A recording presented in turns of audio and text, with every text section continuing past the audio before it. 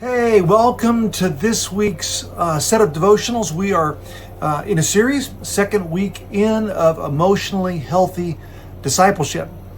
One of the key markers of becoming an emotionally healthy person is that our capacity for love increases. Like my shirt?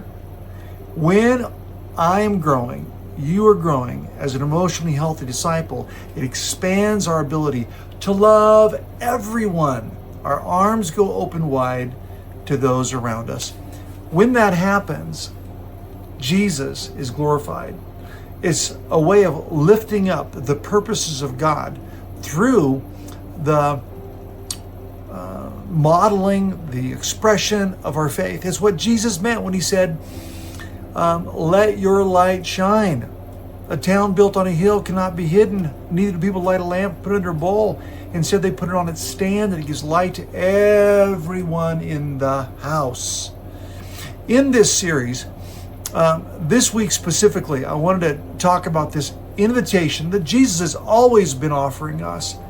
It's always been available, but it has been distorted by our own pride, our discomfort with pain and even emotions, and our ignorance of self, or our self-ignorance.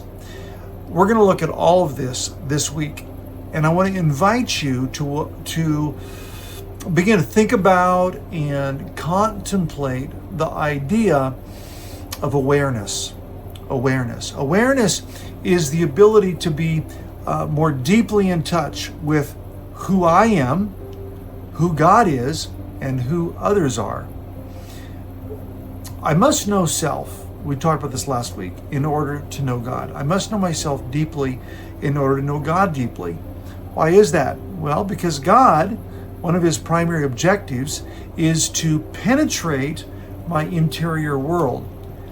But if I cannot even understand my interior world, then it's going to be a bit of a mystery to know how to let God empower me to disengage from the things about my interior world that are aberrant to him, and then conversely embrace the things that make me walk more in tandem with him.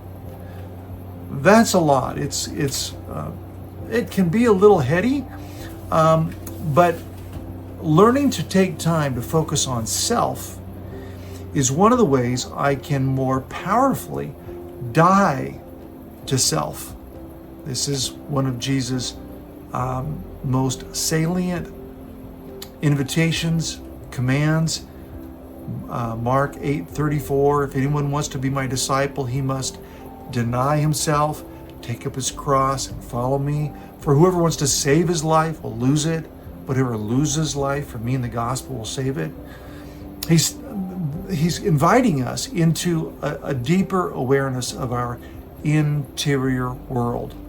Our thoughts, our heart condition, our will, and the collection of these things ends up producing my sense of self. When they are underdeveloped, I'm not sure who I am. When they are underdeveloped, my awareness of my heart, my mind, my will, emotions, when I'm not in touch with those, I'm not in touch with who I really am. And I'll be incredibly vulnerable to seeking to be what others want me to be, what the world says I should be, and I'll miss who God wants me to be and the true me that only finds life and meaning and purpose within my relationship with the author of life, with the creator, the human designer named God. I hope you'll join us this week as we dig into these particular areas that become roadblocks and barriers to us finding our full meaning, our full purpose, and become an emotionally healthy disciple. I'll see you tomorrow.